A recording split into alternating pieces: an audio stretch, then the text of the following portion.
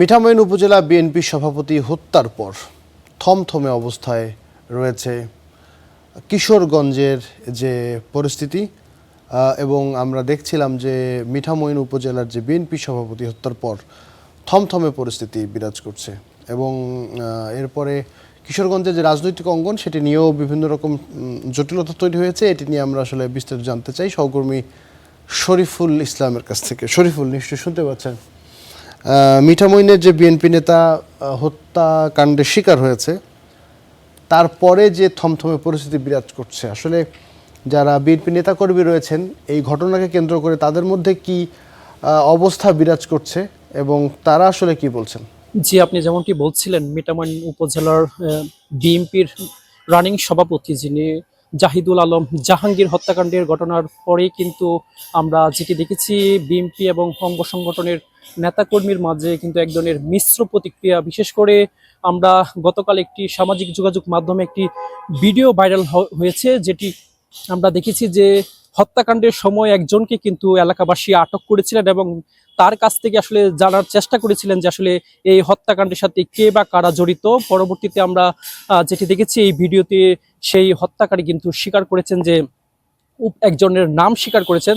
সেই নাম কিন্তু আমরা দেখেছি উপজেলা ছাত্রদলের যে আহ্বায়ক রয়েছেন খুকন, তার নাম কিন্তু তিনি স্বীকার করেছেন যে তাকে ভাড়া করে কিন্তু এনেছেন খুকন, এমনটি কিন্তু তারা অভিযোগ করেছেন। এবং এরপর থেকে কিন্তু আমরা যেটি লক্ষ্য করেছি যে সামাজিক যোগাযোগ মাধ্যমে কিন্তু এক ধরনের তুলপাড় হচ্ছে যে দলীয় নেতার কারণেই যে এই যে হত্যাকাণ্ড, আসলে দলীয় রেষারেষির কারণে এই হত্যাকাণ্ড ঘটেছে, এটি নিয়ে কিন্তু মিশ্র প্রতিক্রিয়া তৈরি হয়েছে। আপনাকে জানিয়ে রাখি যে এই হত্যাকাণ্ডের ঘটনার পরে কিন্তু এখনো কিন্তু কোনো মামলা হয়নি, এমনটি কিন্তু জানিয়েছেন মিঠামইন থানা পুলিশ। এছাড়া কিন্তু আপনাকে জানিয়ে রাখি যে এই ঘটনায় যারা আসলে জড়িত ছিলেন ৩ জন আসামিকে কিন্তু পুলিশ তারা আটক করেছেন এবং প্রাথমিক যে জিজ্ঞাসাবাদ সেই জিজ্ঞাসাবাদে কিন্তু তারা স্বীকার করেছেন যে তাদেরকে কিন্তু তারা এই হত্যাকাণ্ডের সাথে জড়িত। এবং আপনাকে যদি জানিয়ে রাখি যে এই ৩ জনের মধ্যে কিন্তু সবার পরিচয় পাওয়া গিয়েছে এবং তাদের মধ্যে ২ জনের বাড়ি কিন্তু আমরা যেটি জানতে পেরেছি লক্ষ্মীপুর জেলার, তাদের ২ জনের বাড়ি। এছাড়াও একজন রয়েছেন বরগুনার।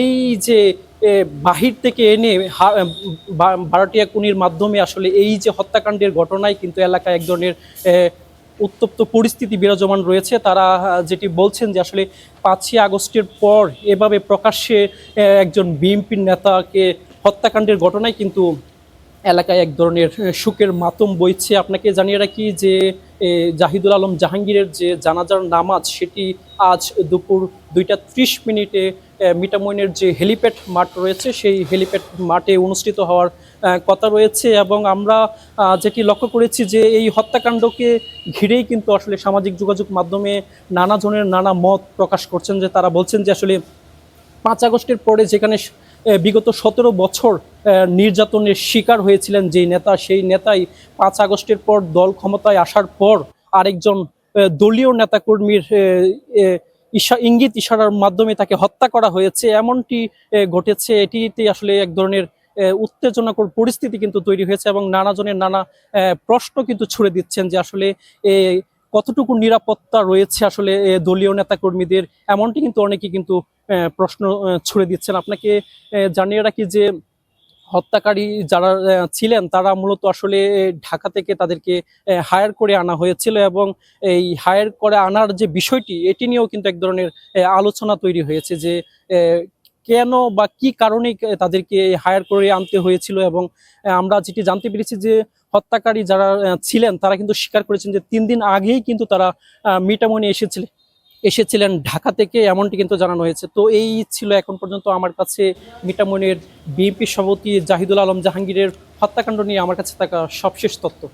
ধন্যবাদ আপনাকে। আমরা এতক্ষণ যুক্ত হয়েছিলাম কিশোরগঞ্জে আমাদের সহকর্মীর সাথে, বিএনপির নেতা যে হত্যাকাণ্ডের শিকার হয়েছেন সেই খবর জানছিলাম।